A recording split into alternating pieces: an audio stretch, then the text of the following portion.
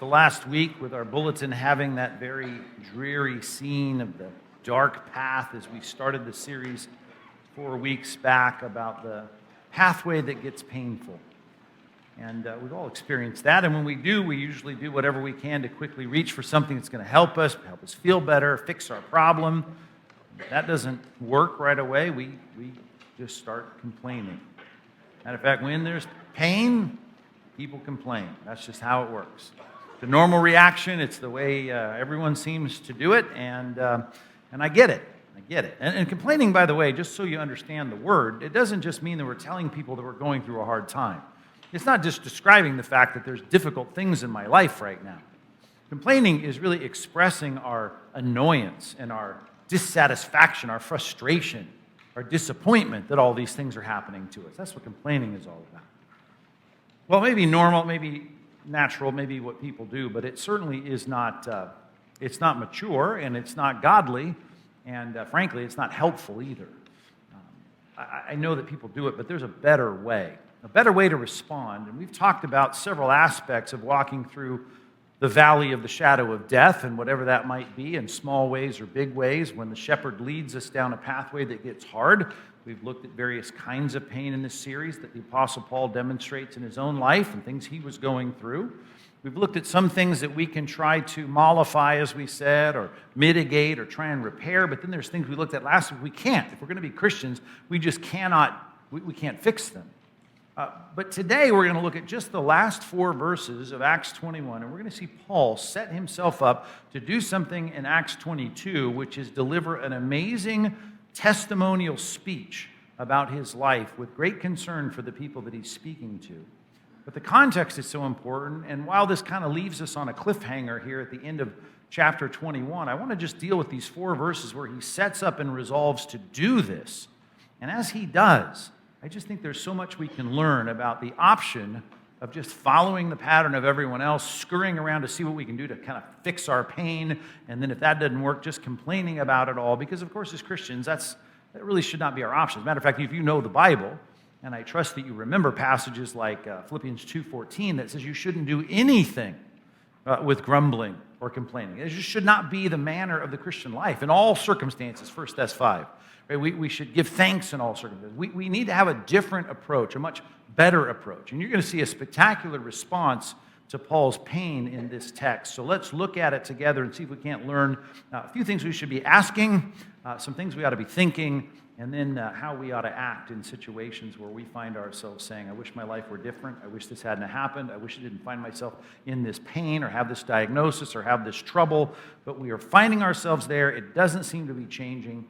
What do we do? Let's look at the Apostle Paul's life starting in verse 37. I'll read it for you as you follow along from the English Standard Version. Here's what it says. As Paul was about to go into the barracks, and if you look at any scene from the first century of the reconstruction of how things look when the Romans were overseeing the Temple Mount, there was Antonio's fortress that was in the corner there, with pillars and built up, and it was a great place for the Romans to kind of look down on the Jews and what they were doing, kind of keep order. Of course, Rome was ultimately in charge, and the Jews had some freedom. They had their own courts. They had their own things going on, but ultimately they couldn't do anything big without the permission of the Romans. And as you remember, we had a riot on the Temple Mount because of the Apostle Paul. He had caused such a stir there that the Romans had to intervene, and they brought him up the steps here into the barracks.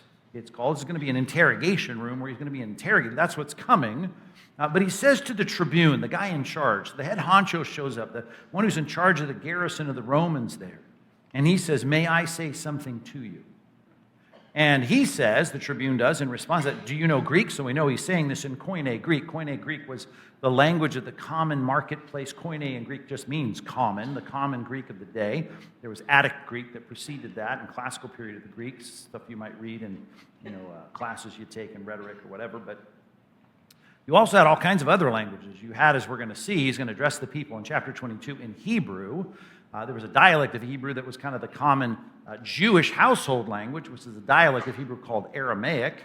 There was the old classical Hebrew that was still read on the scrolls of the Old Testament, and that was spoken of and spoken in terms of the scholars, and certainly Paul knew that language as well. There was Latin, of course, that the Romans spoke. So there's lots of languages, and a lot of people knew, 2, 3, 4 languages in that day. And he's employing now a response to the Latin Roman leaders. He's responding in Greek.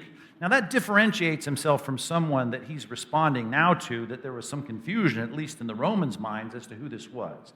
Because if you read Josephus, who was the Jewish historian conscripted by Rome to write the history of the Jews and to kind of chronicle everything, and he was a bit of a turncoat, that's another story. But he tells the story of a lot of things that go on contemporaneous to New Testament times and Old Testament times, and he speaks of this revolt, this false prophet, this false Messiah that had raised up. This is the scene he's talking about. He was from Egypt, and he came in, and there was a riot, much like the one that was going on here. And Josephus writes all about it, including the 400 men that were involved in this. But he says, oh, you're speaking in Greek. I guess you're not the Egyptian then, who recently stirred up a revolt that led 400 men of the assassins out into the wilderness. And Paul goes, no, I'm not him. Paul replied, I am a Jew of Tarsus in Cilicia, a citizen of no obscure city. And of course, Tarsus, if you read your study Bibles or look up in a Bible dictionary, certainly a prominent city in what is now the middle of Turkey, modern-day Turkey. And Paul is just stating that. Now, he can state a lot more, and we're going to find out more about his background and his pedigree and his citizenship, and some of it you know just by knowing your Bibles. But he starts with this. I'm a Jew, I'm not an Egyptian, and I'm speaking to you in Greek, of course, which is differentiating me from the Egyptian. I'm from an important city, and I'm just asking you, please, you're the authority right now, I'm in shackles, I beg you, permit me to speak to the people. And when he had given him permission, so the leader of the Roman army here says, yes, you can speak to the people. So Paul, standing on the steps, motioned with his hand to the people. And when there was a great hush, he addressed them in the Hebrew language. So he's going to the barracks there in Antonio's fortress. He turns around as he's going up the steps, and he speaks to the crowd. Now, what you have to keep in mind in this text, which we don't think of if we just read it, Sundays apart, is what he had just been through. Matter of fact, scroll back up at what's going on in the previous passage. I mean, you can start in verse 30. Then all the city was stirred up, and the people ran together, and they seized Paul and dragged him out of the temple.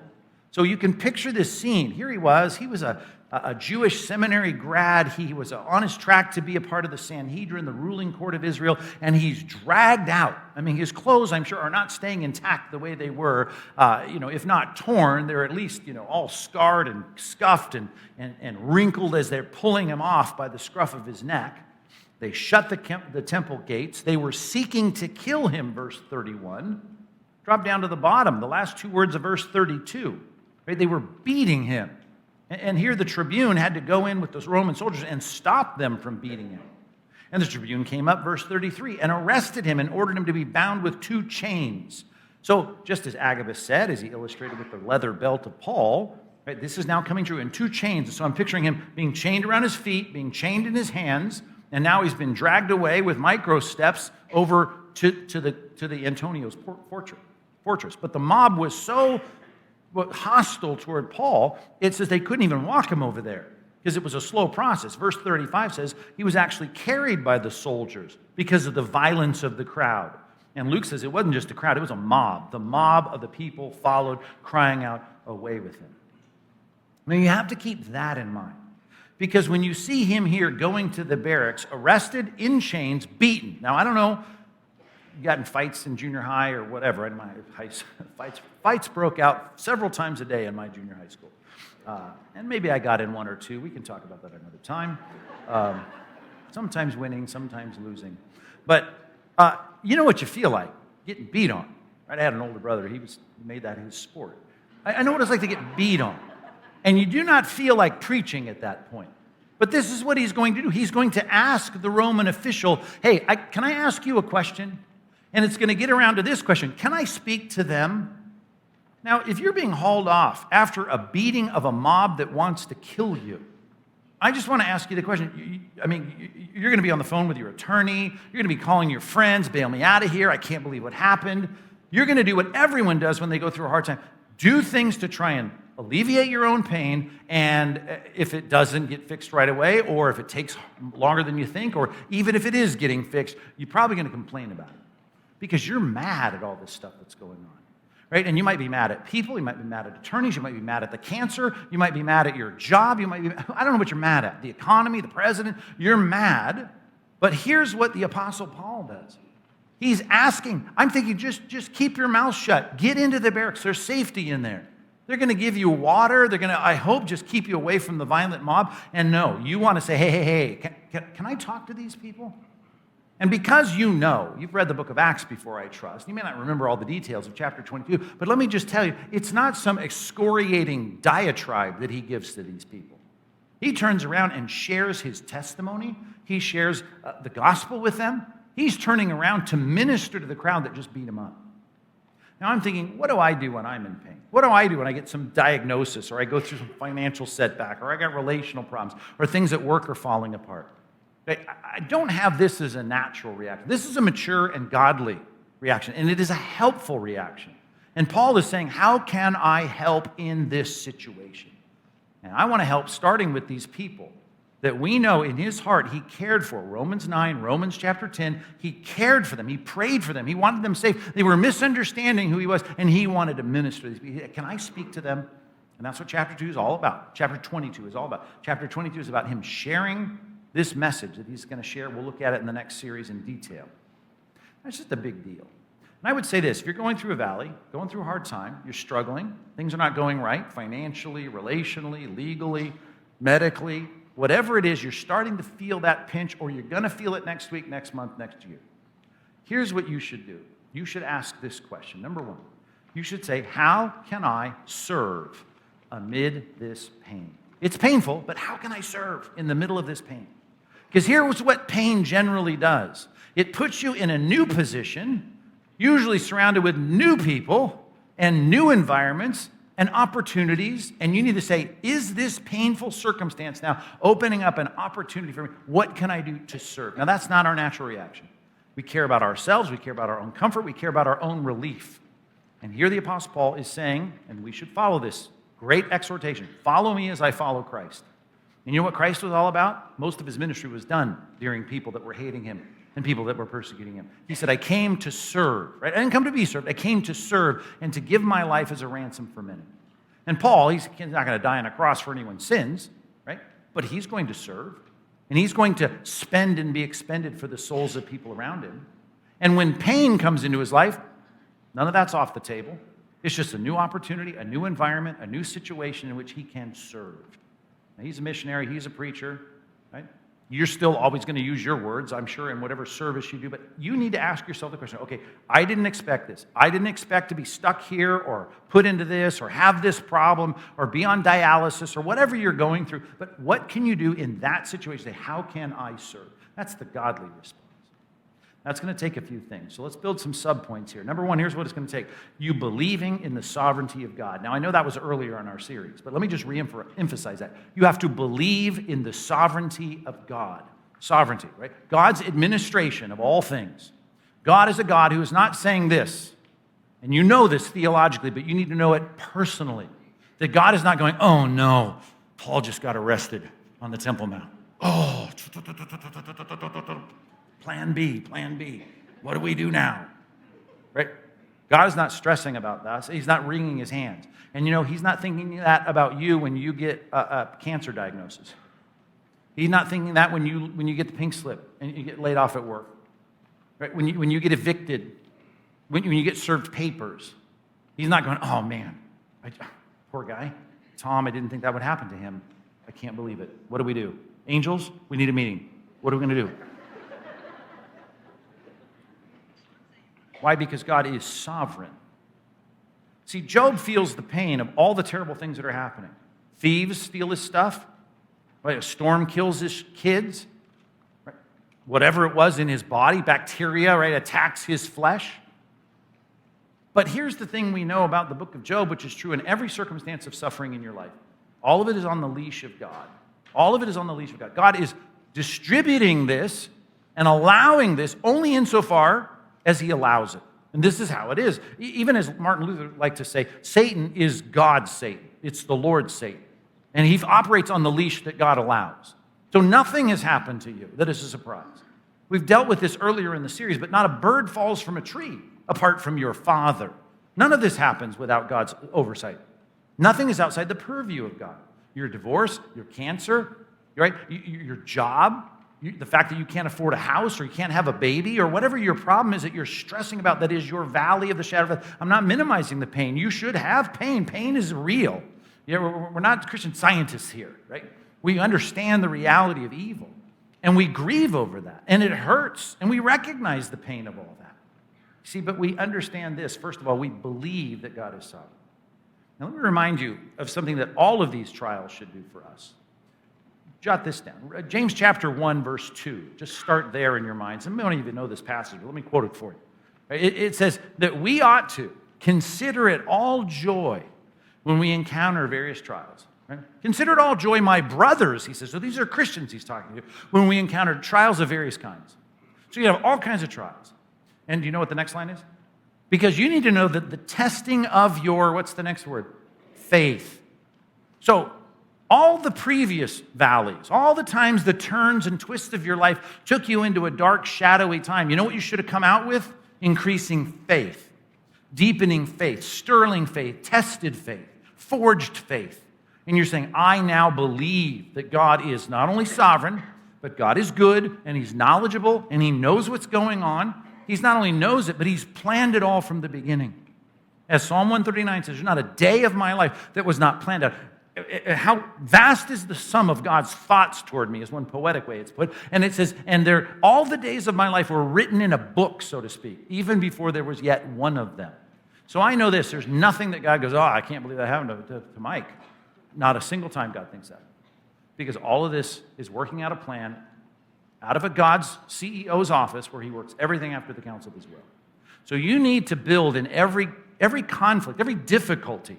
You need to say, I need to have the faith to believe that the God that I'm serving, the good shepherd that I'm following, that none of this is a surprise. Even when your boneheaded decisions are contributing to the problem, and you know how that works, right? Sometimes we think, well, this can't be God's will because I caused all this, and I'm so stupid, and I've repented of all the things that led me to this. I understand that. But this is the mystery of God's sovereignty over all things. He even uses the evil and the wicked and the sinful things to put you in a place that right now, in that valley of the shadow of whatever you're in, you need to say, okay, this is the environment that God's put me into. I know this, that I can still ask God, okay, God, how do I serve you? What do I do here? The testing of your faith produces, do you know the next word? What is it, depending on the translation? Quote the Greek for me, right? Produces what? Hupomene. I've said that enough from the platform. That was a test to see if you remember the Greek word, right? The testing of your faith produces hupomene. And the reason I like to teach you that Greek word is it's a compound word. Hupo means under, mene or meno means to remain. Hupomene means that you can bear up under the difficulties. So the trials and the difficulties test my faith. And I start thinking, oh, God, where are you? Or I start wondering if God's even a good God or if God even knows what's going on. But we come out of it going, no, I know God knows. And I understand that God is good and God is sovereign and God is in control. And so we come out stronger, and we're stronger still for the next bend in the road, the next diagnosis, the next, crisis that I face. And so we have now endurance so that we can be, here's another Greek word, teleos, perfect. It's translated in the ESV. Perfect. Teleos, I've often talked about this word. If I were to write a Greek lexicon of the vocabulary of the New Testament, I've said this before, but the word teleos, next to that, I would put, well, let me illustrate. Dad always used to give me tools. So many tools, I kept buying toolboxes. First it was just a box, and then it was a box with drawers, and then it was like, the Costco full-blown, stand-up tool chest, and then I got 2 of those in my garage now. I know it's crazy because I have no time to use all those tools, but it's full of tools. Tools of all kinds. Tools I don't even know what they're for. But over the years, I've collected all kinds of tools, and in my garage, I've got tools. And so something breaks at my house on a Monday. That's the day to fix everything. And I, of course, go to YouTube. That's why YouTube exists, is to learn how to fix things.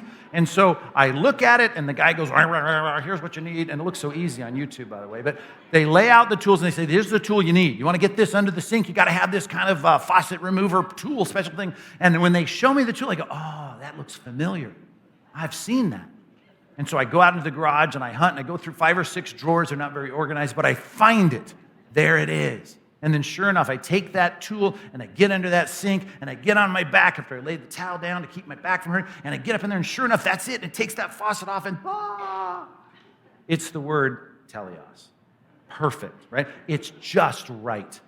And if I'm going to write a lexicon next to it, it's the word I just love it when the tool goes right on the problem. It's like, click, that's it. That's it. Teleos. So here's the thing. God is getting you ready to be perfect. Teleos, that means you're just right for what's coming. Just right for what's next. Right? And lacking in nothing. Now, I'm quoting this from memory, but you know the passage, right? Think of all the totality of it. You're supposed to consider it joy, my brothers, when you encounter various trials of various kinds, knowing that the testing of your faith produces endurance, and that having that endurance, you can let it have its perfect result. It can move into fruition so that you can be right, just right, teleos, perfect, ready for whatever comes next, adequate and prepared for every good work. So you're ready. So all of these things, I'm just saying, including the arrest on the Temple Mount for the Apostle Paul, was all a part of God doing what he's doing. Nothing's outside the purview of God's sovereignty, and God is continuing to work out his purpose. Now we started the series 4 weeks ago with this dreary, dark path, the painful path. And we started quoting a verse that if you quote it too quick in the middle of someone's pain, they start being frustrated about it. But it's true, Romans 8:28, right? That God works all things together for good for those who love God and are called according to his purpose. That phrase, that line, called according to his purpose, reminds me that God is going to work together for good all the things that the Christian, that I love God, is going to encounter for his purpose, called according to his purpose. So I know this, God's got a purpose for the Apostle Paul. And guess what was a part of that? To be arrested and beaten on the Temple Mount, to turn around and talk to the people that just beat him in the face, right, and threw things at him. And cursed him or did whatever they did to show derision toward Paul. And he was now going to be halfway up the steps by the time the garrison, here, the leader of the army, would allow him to speak. And he's going to turn now and motion with his hands, probably chained up still. Or I don't know, maybe he got the shackles taken off. And he motions with his hands, and they're all going, that's the guy we just threw stuff at. That's the guy we just beat. And he's going to turn around, and he's going to start to preach. And he's going to share his testimony. That's what's going on in chapter 20. That's an amazing thing. And all of that was working together to fulfill the purpose of the Apostle Paul that started in Acts chapter 9 when we learned that God was going to take Paul from his opposition to the church to be the number one spokesman for the church. And he was going to preach. He was going to speak. He was going to bear the name of Christ to the kings and to the Gentiles and to the Jews. And here he was fulfilling his purpose. So when you get cancer, when you have the problem, when there's some difficulty in your life, when you end up getting divorced and you never planned to, you have some, issue and problem where you can't work in the field that you got trained to work in, whatever the issue, you get fired, you just need to say, God's purpose for me is in no way obscured by my circumstances of pain. Pain does not obscure his purpose for you. Right? It gives you the playing field and the opportunity that he had planned from eternity past for you to live that out. Now we're going to figure that out. Here's a text. You got to write this one down. This one's so good. 2 Timothy chapter 2, verse 9. Just write the verse down. Let me read it for you.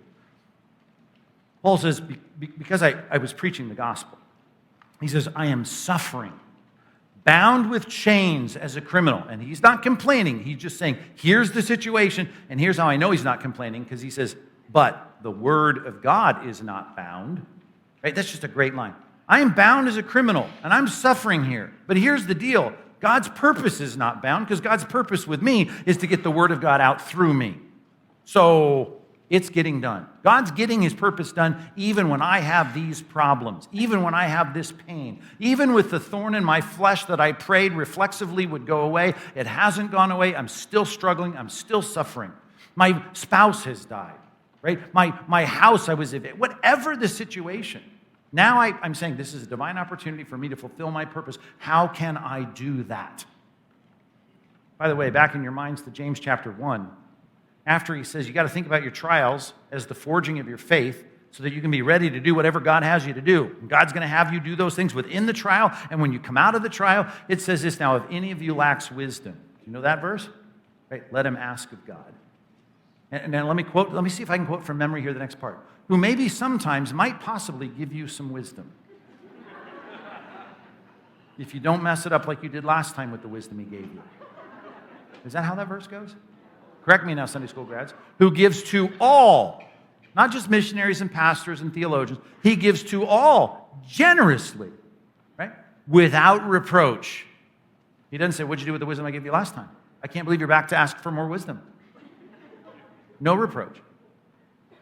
Generously, without reproach. But you've got to ask without doubting.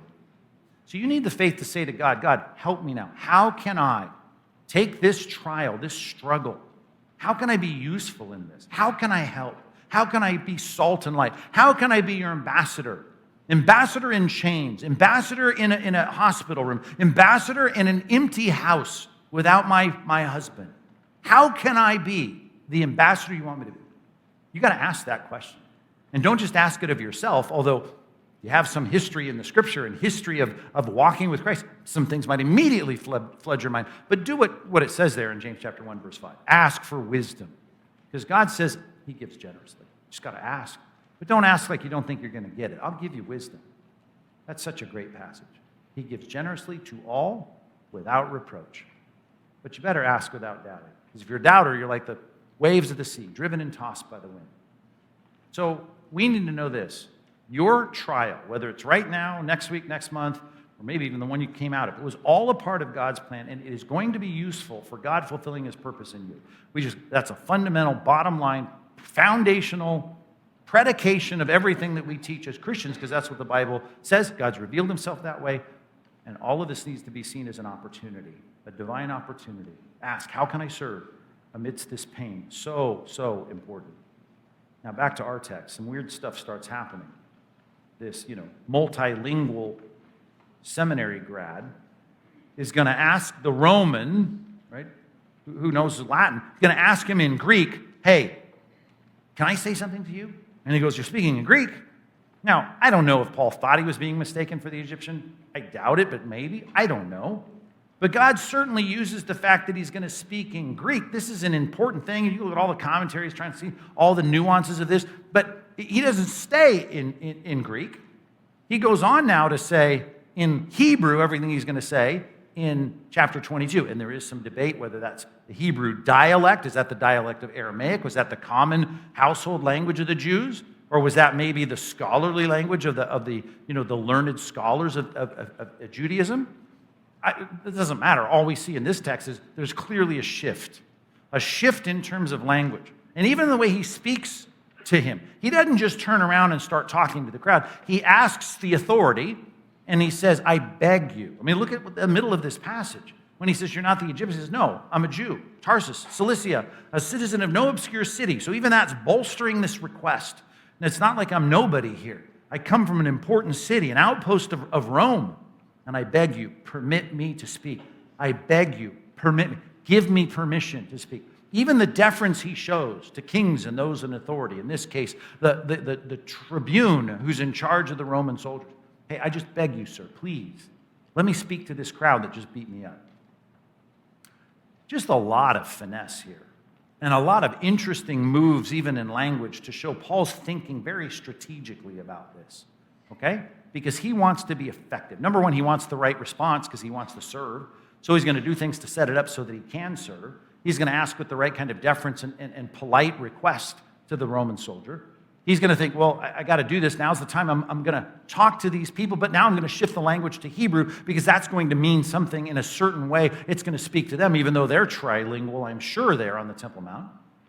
There's a lot of strategy going on here. Why? Because like us, we need to, number two, think, how can I, in this trial, be most effective? And Paul's mind is going, how can I be most effective right here in this situation? And for him, he's going to shift, he's going to defer, he's going to ask, he's going to move, he's going to act, he's going to do all the things we're going to look at later, but he's thinking. He's like Jesus said, to be as shrewd as serpents. He's not just blurting out, well, I just want to share the gospel with people. He's setting this up in a very important way. We're going to need some help with that. Let me think biblically about 4 different things that will help us. 4 words, just 4 words, okay? Here's the first word. If I'm going to look at my situation, say, how now can I be most effective in serving the purposes of God in my life right now? And assuming now the context of this whole series is I'm in pain. Okay? That in particular, although this would apply even if you're having the best, most rosy season of your Christian life. But I should ask these things. I should have these 4 words. Let's use them as verbs, as imperative verbs. Here's the first one. Assess. You need to assess. Assess. You need to look at a situation and basically ask, what are the needs here? What are the needs? Think with me on this. What are the needs? Like you find yourself in a situation and you say, okay, what are the needs? That's what assessment's about. It's the discerning nature. It's like 2 Chronicles said about the men of Issachar. Remember the 12 tribes of Israel? The men of Issachar, the particular leaders that were going to consult, the leadership, the king. It says the men of Issachar, here's what it says, understood the times and they knew what Israel should do. Good to have advisors like that. They know the situation, and now they know, based on the situation, what Israel should do.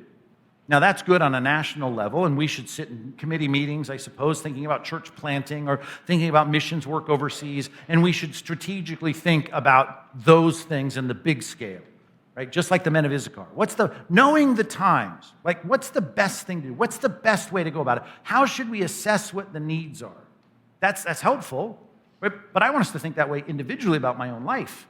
I want to look at my life and say, right now, what are the opportunities and the needs that people have? Not me. I know my need. I'd like to get out of the pain. But assuming that that's not my first priority, what are the needs here of the people? And that's so helpful, is for us to be able to very carefully assess what's going on. And we don't have time to look at this passage. By the way, that Issachar statement's in 1 Chronicles 12:23, or 12:32, 34. Even the next tribe in that passage spoken of, the men of Zebulun, the men of war. They had a certain strength, and David was able to put them to a particular purpose. I'm getting off. But let's get here on Ephesians chapter 4. Ephesians 4, just jot this down, verses 28 and 29. 29 in particular is one that's right at the heart of it. So let me start with that one. It says that we ought to, this is going to necessitate assessment, let no corrupting talk come out of our mouth. So no vulgarity. We don't want to hear, you dropping F-bombs. You need to have good speech. But it says, no, you need to not just think about taking the bad stuff out of your speech. It says, but speak only what is good for building up as fits the occasion, so that it may give grace to those here. So there's assessment that's going on in every conversation. And what I'm saying is you find yourself in a situation you don't want to be in. I'm saying, okay, I'm going to say, how can I serve? How can I serve people? How can I serve God's purpose with those people? And now I'm saying, okay, how can I most effectively do that? I got to start with assessment. Like, what are the needs here? Number 2, here's the second word, letter B. I need to prioritize. You start assessing. You take out a piece of paper on your laptop, so to speak, and you pull a document up and you start writing, or you pull out a tablet, you start saying, what are the needs in this situation? Those need to now, after you finish writing as many as you can, you need to say, let me put these in an order of priority. Now, Paul's going to share the gospel in chapter 22, and that, by the way, for evangelical Christians, should be at the top priority of everyone's list. I mean, the end of time, let's say you're attached to some physical therapy after some car accident, you're in pain, you find yourself in months of therapy. Well, here you're surrounded by people you wouldn't normally just go to if you were healthy. So you should say, okay, what are the needs? Well, it would be great if the guy who's taking me through my physical therapy had faith in Christ, so let me talk to him. Or you find out maybe he's a Christian. You think, well, he doesn't go to church. Well, I need to make sure he gets plugged into a church. You can create the needs list, but then you need to say, what's most important? Right? If the guy needs, like, something fixed on his car and you know how to do it, well, that's something that can be done, but it's not as important as whether or not he's going to heaven or not. So we start to prioritize what should become my first and most important thing to do. There's a lot of things Paul could have done in this situation, but he's going to deal with their spiritual welfare by talking about Christianity and how they can be saved. And as ambassadors of Christ, always at the top of the list. Yes, we're supposed to be salt. Yes, we're supposed to be light. But first and foremost, we're ambassadors of Christ. So that is always going to categorize things at the top. As a matter of fact, let me quote another passage that you know, familiar text we quote all the time. Now, Matthew chapter 6, verses 32 and 33. And I want to take this paradigm of prioritizing and take it out of the context that Jesus gave it in, which is anxiety. And he says, listen, when people are anxious, here's what you see other people do. Here's the normal response. The Gentiles chase after all these things. What are we going to wear? What are we going to eat? Where are we going to live? They're worried about making sure they're not sitting there thinking about, I don't know if I have enough to retire. So they go out there and make sure they have everything in place. Well, that parallels a lot of what we're talking about here in terms of pain. When we have pain, the average person says, well, how can we fix it? What can I do to fix it? How can I get out of trouble? Call the attorney, or I'm sick. I got to call the specialist, and I got to find the homeopathic solutions, and I got to see what they got going on in Tijuana that might be able to help. Whatever. On and on and on we go. And all I'm saying is, listen, here's the next line. It starts with a contrastive conjunction in verse 33. Gentiles chase after the solutions immediately. I got to fix it. Here's what Jesus, but speaking to his disciples now, right, the crowds that were there listening to him.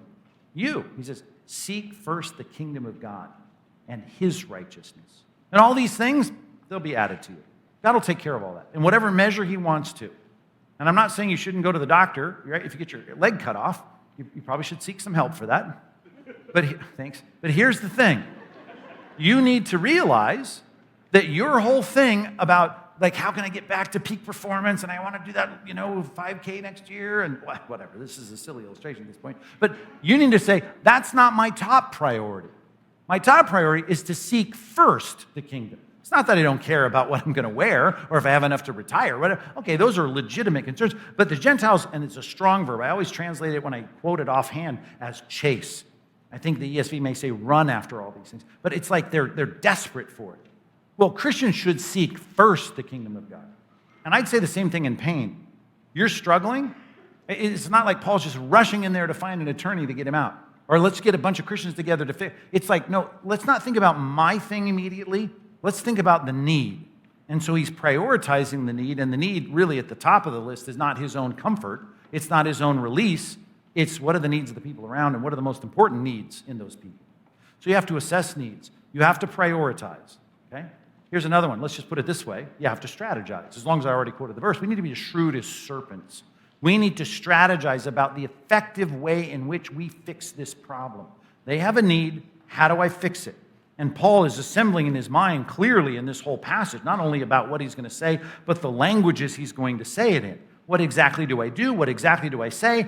How do I do this? Strategizing. Now, I say all that because the Bible says that. Colossians chapter 4, verses 5 and 6. We ought to walk in wisdom toward outsiders, and Paul's certainly surrounded by outsiders at this point. Hostile Jews down below, arresting Romans all around him. It says, but make the best use of the time.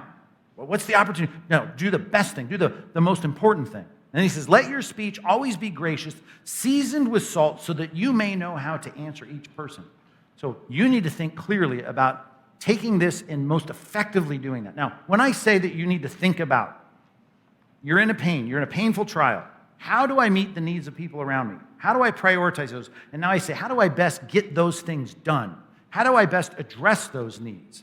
Here's what I'm telling you. Yes, we need to plan. Yes, we need to think. Yes, we need to be shrewd. But let me give you one more passage. This is worth looking at. Go with me to Luke chapter 12.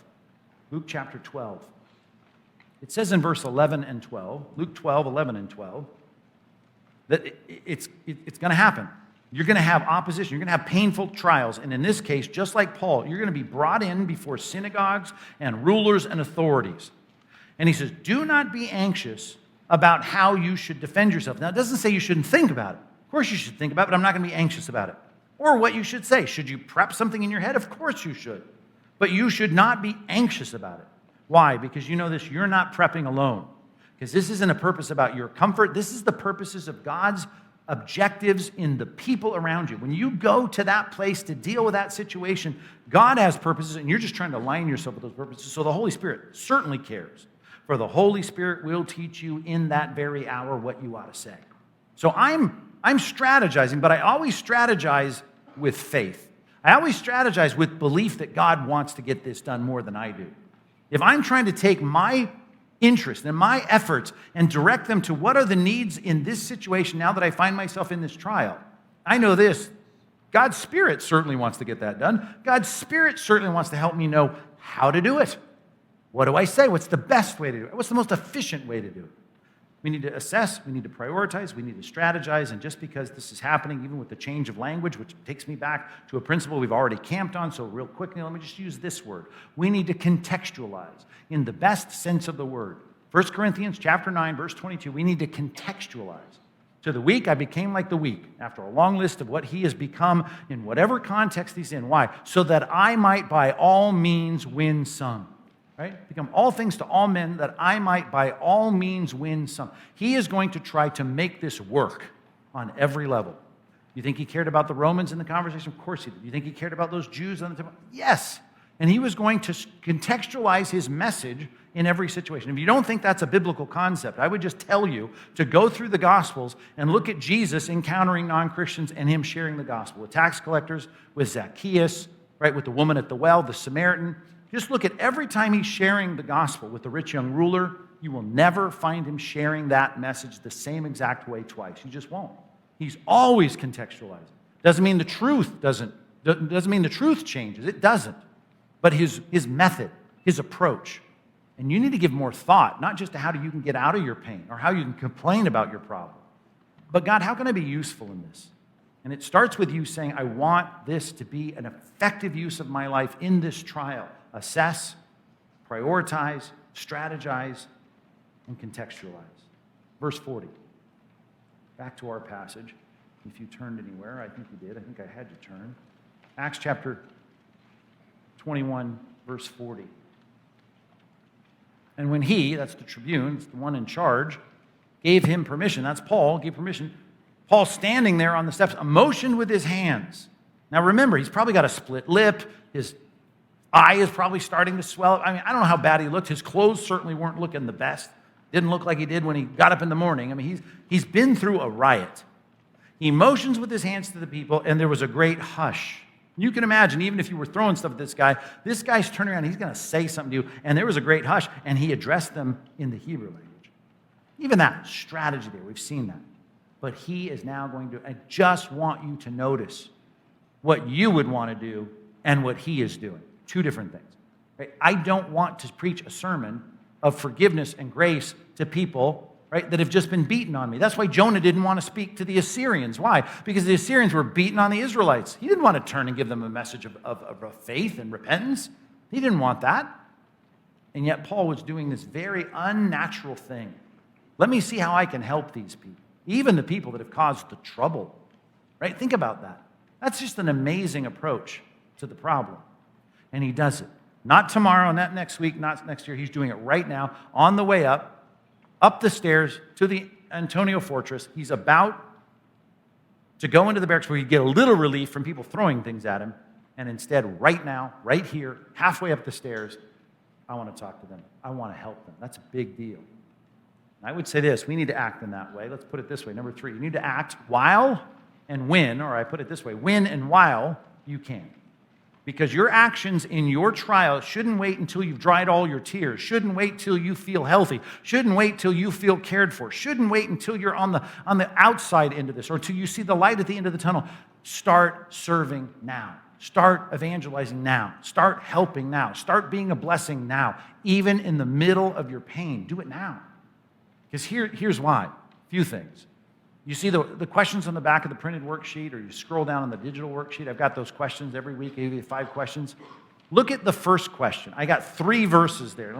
You already have them. You don't even need to write them down, but let me read these to you real quick. Here's one reason you should do it now, even if you're in pain. Because, Psalm 39, verse 4, we should understand that God has given us life, but life on this playing surface of the earth, right, this life we have is temporal. Lord, make me know my end. Right? I'm not living forever here on this planet. And what is the measure of my days? Just remind me how fleeting I am. And even the next line, behold, you have made my days a few handbreadths. You know what a handbreadth is? Between the thumb and the longest finger. It's a small measure that they use, like, hey, would you move that picture over 4 handbreadths from the corner? It was just a small measurement. They weren't carrying tape measures around. My life is like that. On the wall of time, right? I'm just a little handbreadth. My lifetime is nothing before you. Surely all mankind stands before you as a mere breath. Even as James says in James 5, he says, it's just like we should be careful what we think about in terms of long-term planning, because our life is like a vapor. Appears for a little while, then it's gone. So one of the reasons we should act now, and pain should not be a reason for procrastination, is that our lives are short. We don't know how much time we have. We don't want to think, I can wait to do this good deed. I can wait to share the gospel. I can wait to deal with this. I can wait to utilize my gifts. I'm going to wait till a green pastures and still water season of my life. Don't wait. How about this one? Matthew 24, that's the second verse in that first question. I'll make you look up in your small groups. Jesus is talking about his return. He says, stay awake, for you do not know on what day your Lord is coming. And when it does, boop, it's done. The bell goes off. At some point, God has on his calendar the bells going off, and we don't know when it is. I remember as a kid, 3 o'clock, man, I would watch that clock for the last 5 minutes of the day. I'd drill a hole with my eyeballs right on that clock, and I knew as soon as that 2:59 was done, and it snapped on, that government clock snapped onto the 3, the bell was going to ring. And I knew it. Right? The thing is, I have no idea. I mean, I can think, well, surely sometime mid-afternoon, Christ is coming back. But you don't know. Some of you sitting here listening to me talk about your death, you go, I'm in my 20s. I've got a long time. You don't know. It could be Thursday, and your life is over. Because Christ's going to come back and be dispatched by the Father to get his church. And when that happens, your opportunities for good are over. That all the good that you should be doing, all the blessing that you should be providing, all the evangelism, everything that you could do is going to be over. And if your pain is becoming something that is justifying you kicking down the can down the road for you doing what you know you should do, I'm just telling you, we just got to stop with all that. And I often quote this one, but I put it on your worksheet anyway. John chapter 9, verse 4. It's the screensaver on my laptop. That's not just Jesus, we must work the works of him who sent me, while it is day, because night is coming when no one can work. So I know whether it's the return of Christ or my death, my opportunity for doing the work that God sent me to do is temporal. It's fleeting. Every opportunity is fleeting. And if you think, well, I was going to do this for the Lord, but now everything's changed. Well, it doesn't. Nothing has changed that God did not sovereignly put in your path. Now, he's asking you to fulfill your purpose in that pain. Don't wait. Don't procrastinate. I just love that. We must do the works of him, the Father who sent me, while it is day, because night is coming when no one can work. So you might as well get to it now. What is it you want to do? What is it you need to do? What is it you know has to be done to fulfill your purpose as a Christian in your little sphere of the world? Well, this isn't the sphere I thought I would be in. I thought I would be married. I thought I'd have kids. I thought I'd live in a bigger house. I thought, whatever you thought. It isn't happening. But what should be happening is that the purpose of God in your life should not be shackled by the difficulties and pains or health problems that you have. Fulfill your purpose and do it now. All the opportunities are fleeting. Here's one just to throw on top of all that. Galatians chapter 6, verse 10. Galatians 6:10, he says, so then, as we have opportunity. I just love that. Let us do good to everyone, especially to those who are of the household of faith. What is it? A lot of people sit back and have all these intentions of what they would do. And the Bible's so clear, right? Do it. As soon as you see the opportunity. If the door cracks open, just do it. What about this one? Luke 21. Luke 21, it's the passage I started last week with when I talked about Jesus saying there's going to be nation rising against nation and kingdom against kingdom, great earthquakes, famines, pestilence, all that's going to happen, terrors. And then he says this, but before this, right, they're going to lay hands on you. They're going to persecute you. They're going to deliver you up to the synagogues and the prisons. And you'll be brought before kings and governors for my name's sake. Paul's experienced that right here in his trial. He says, I love this. This will be your opportunity to bear witness. Just a great line. All the bad stuff that's going to happen, against the backdrop of all the bad stuff that's going to happen in culture, this will be your opportunity.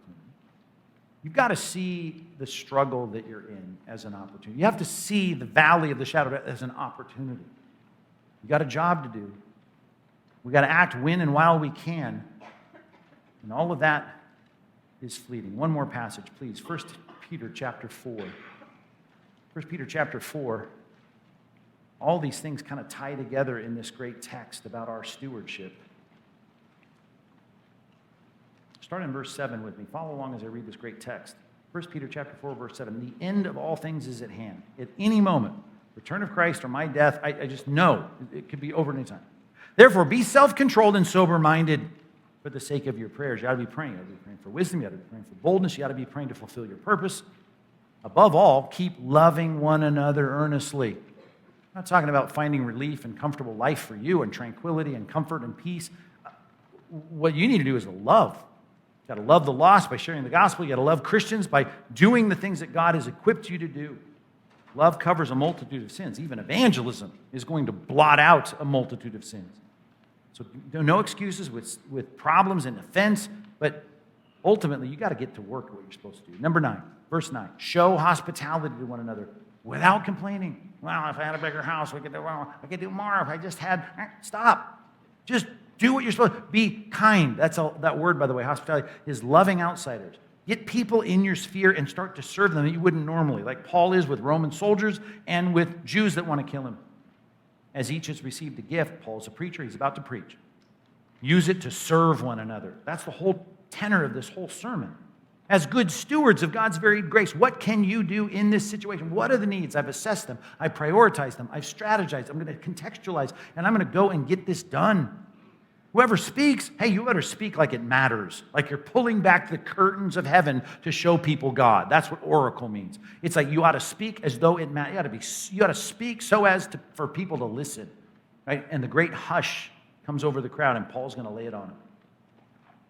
Not to castigate them, but to share the gospel. In verse 11, whoever serves, as one who serves by the strength that God supplies. And how does he serve? You want to talk about going the extra mile, staying the extra hour, spending the extra dollar? The rich God, the powerful God, the God who never gets tired, that God's doing all kinds of things. He wants to endow us with, if you're going to serve, you might as well go to the wall with your service.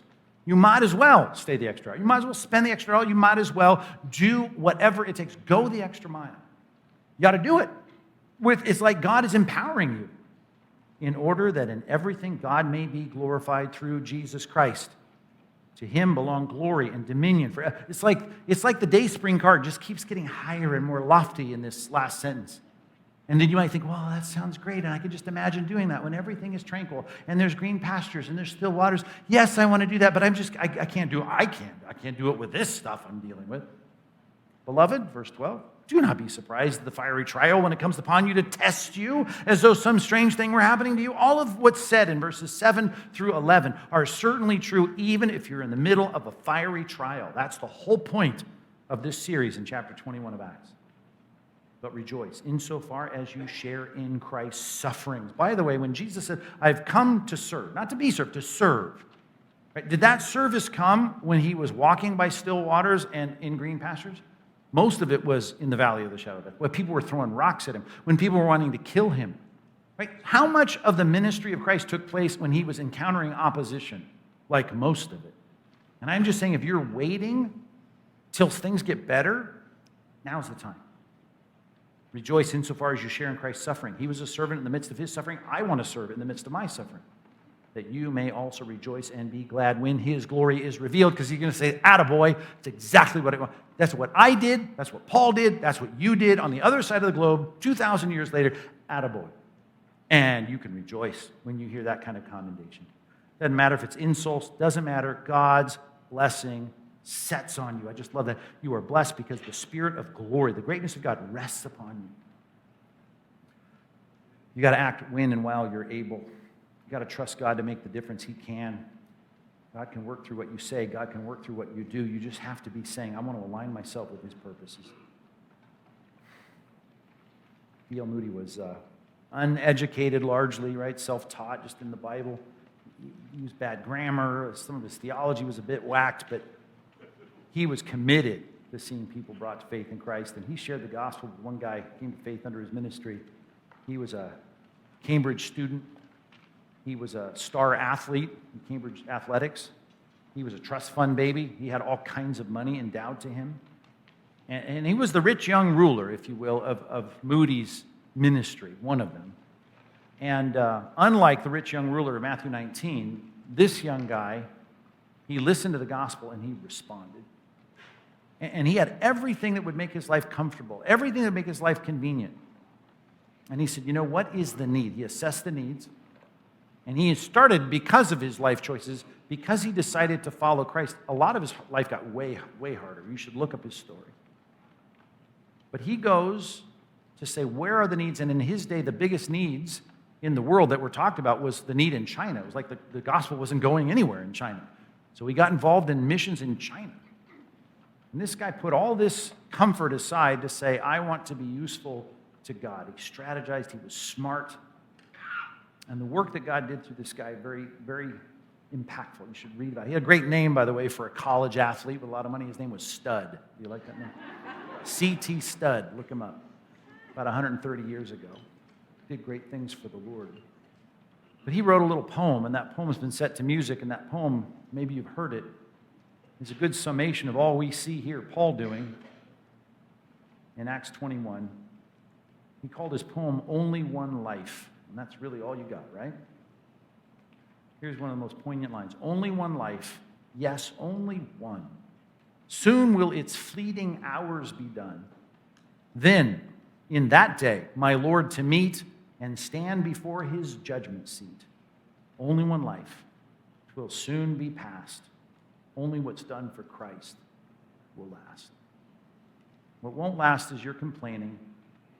What won't last is all the failed remedies to try and fix your problems. Right? What will matter is how you glorify God in the midst of those troubles. Just whatever the fiery trial might be, and if you're not going through it, you will. And when you're there, don't back off the gas pedal of trying to serve the Lord. Be like C.T. Studd and say, I'm going to work to see if I can spend and be expended to be useful to the Master wherever I find the greatest need. Do that regardless of your pain. Only one life, 'twill soon be past. Only what's done for Christ will last. Reminds me of the great lines of Paul as he sat in prison in Philippians chapter 1. He says, I'm just resolved. Here's the paraphrase. I'm resolved that no matter what, I'm going to glorify Christ, whether by life or by death. Whether this works out well for me or whether it doesn't. I just want Christ to be glorified. Because why? Because for me to live is Christ. And if this thing kills me, right, in prison for preaching to die, you know the verse. Verse 21 is gain. We have nothing to lose here. There's temporal discomfort and pain involved. But let's give our all to serve him in the midst of whatever you might be walking through. Let's pray. God, this series, I hope, has been helpful for us as we think about the pains, problems, and for some people it's huge. The grief of bearing a loved one. Hard. But God, whether we find ourselves in the midst of great loss or chronic pain or financial trouble or career struggles or relational issues or legal disputes, God, I just pray that we would say, what can we do? Like the Apostle Paul with shackles on his legs and his hands to say, how can we serve? What can we do? Just like Christ, in the context of Christ, sharing in the sufferings of Christ, say, how can we be useful here? Let us think strategically to be effective.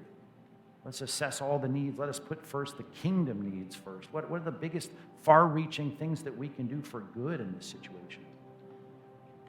Make us shrewd. Make us wise.